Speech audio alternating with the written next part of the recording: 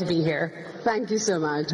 But Randi, tell me, when we talk about AI, you always think of sci-fi movies, you think of something like that, exactly yes, that. Like the Terminator. It's a robot, it's got a dark side to it, and there's always the evil versus the good. Yes. What exactly is AI? I know a lot of it is changing our lives as we speak right now. What's AI of the future? Yeah, well, the good news is that we are all still here on this stage, so the world still needs actual humans to have an event like this and gather together. But when I was at university, I remember studying in psychology class the Turing test, where they would actually you would sit on one side of a door, and then it would either be a computer or a human answering your questions and being in touch, and you had to kind of guess. Is it a human? Is it a computer? Now, 20 years ago, it was very easy to tell, but the question that was really sparking was, can computers think? And what is thought? What is creativity? And I think a lot of those questions that we were tackling 20 years ago are really at the heart of this Renaissance era that we're in right now. Ritesh, you're at the helm of a business which perhaps is actually using AI, right? You know people's preferences, you know their holiday destinations, you know their corporate travel patterns, you know their leisure options. How do you envision AI to be in, I'm not even going to talk a decade, let's talk 5 years from now. Yeah, first off, thanks for having me here. I had the opportunity to be here when this venue was being inaugurated. I think to see, an incredible, event or an IP like India Economic Conclave come here. I was there at the Mumbai event a couple of years back. So fascinating. So congratulations in choosing this venue. Also, thanks for having Randi and me together. When our Prime Minister visited US a few years back, he said AI stood for America and India. So I'm glad you chose an American and India, yes. India at the same time. Are you feeling, by the way, the minority, though, right now, right? Yes. I think it's an equal world, so I feel like an equal. But look, to the point of, but we're all in black, so I got the memo. I think coming to the part of AI, right? Look, I can tell you, I live in a family, we have 4 siblings. My eldest sister works for a rating agency. Second sister works for a Big 4. Brother works for an IT services company, and I run a hotel company. And whenever we all get together, our conversations are only about how each of our jobs and our businesses are getting changed by AI. So you may think hospitality industry is going through it, but it's true for everyone else. Yeah. In our business, look, I think AI is transforming everything. We change our prices now millions of times a day. Could not have happened with humans. Typically, every hotel is supposed to have a revenue manager. Now those revenue managers are data scientists. And on the other hand, a lot of the everyday work of the... So 2 of your sisters have more job, right? Sure. Opportunity. Because some of their companies are doing the same work, yes. But the other is, I think, 10 or 12 years ago, maybe 14, smartphones came by. There was $0 of economy that was transacting on smartphones before that. Today, a company like ours, which is worth a few $1 billion, is built only on the back of smartphone. Yeah. And if you combine so many, it's trillions of dollars that have been built purely on the back of smartphones. I think AI is going to do just that. So either we learn how to go from being a smartphone to an AI company, or there will be another Ritesh who's a 19-year-old kid who will figure out an AI way of building a business in our industry, and I don't want that to happen for sure. So how is this Ritesh adapting to the fast-moving world of AI? Look, I'm learning a lot. I think my favorite job is getting 2 ChatGPT archetypes to debate with each other about all kinds of questions I ask. I have recently been trying a lot of Anthropic beyond ChatGPT because it's easier for professional work. We have a OYO company-wide program where any employee, whether you're a salesperson, business development person, you can send ideas about how do you use AI in everyday life, because it's going to change everything, right? Like your finance teams will probably not do a lot of the work that they do today. I almost compare AI world like our Hindu version of Ram Rajya, where you don't need to do a lot of work and machines will do most of it for you, so we can do thinking and perceiving new ideas. Yeah, absolutely.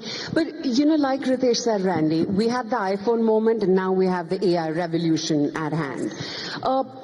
Tell me, is it going to be an isolated something, few sectors touching it, few sectors delving into it, or do you think economies at large and at scale and mass will have to adapt to AI if they want to reach and climb up the global ladder of the fastest growing economies? It's a great question, and Ritesh, I think your analogy to the smartphone is spot on, because I remember sitting in Silicon Valley the summer the smartphone came out, and it was such a divided moment in Silicon Valley. I think about half the companies said, oh no, this is just a passing trend, we're going to wait till things go back to normal, and then the other half, including all of us at Facebook, no, this is the way consumers are headed. And I remember we took a massive hit to the bottom line of the company to retrain every single engineer and upskill everyone in the company on smartphones and apps and the ecosystem. And it was a huge gamble, but ultimately I think it saved the company, first of all, and set us up for success. And you could very clearly see a few years later which companies had taken that gamble and which hadn't. I think we are sitting at a very similar moment with artificial intelligence. I think the companies that take the effort to upskill their workforce, to really put AI into the DNA of every role in a company, I think 3-4 years from now we're going to see a very similar trajectory to what we saw with the dawn of the smartphone.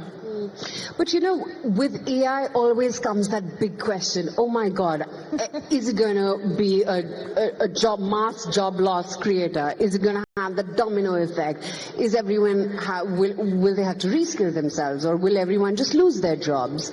Break that myth for us. Yeah, I think for sure there will be a bit of a messy middle with any new innovation.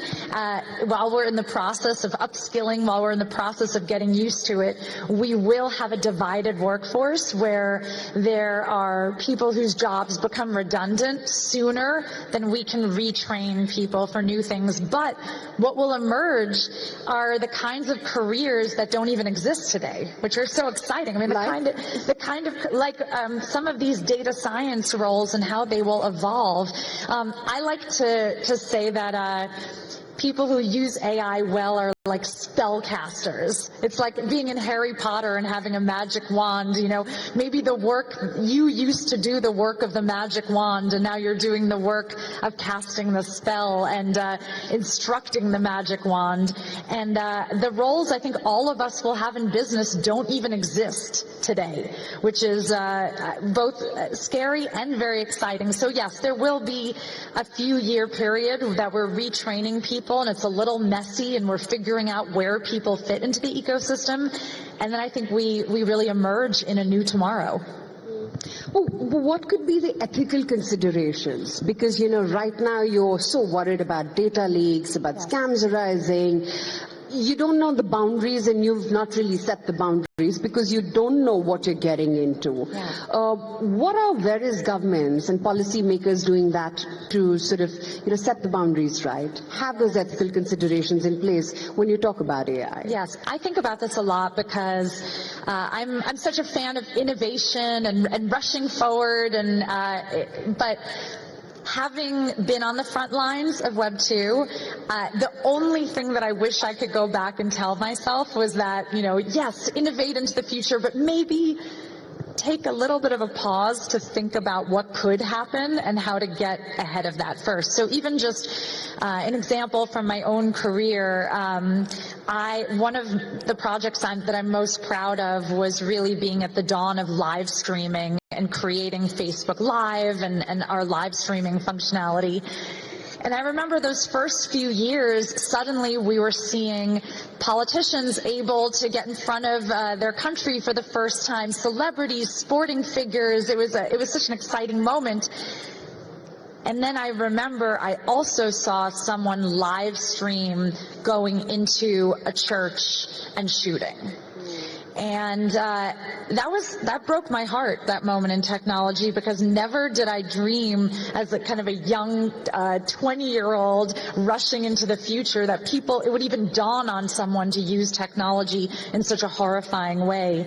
And so I wish that I could just kind of go back to young Randi and say, let's have a think. You know, here we all are in this room, the leaders of industry. We have an opportunity right now to shape the future, but be thoughtful about it.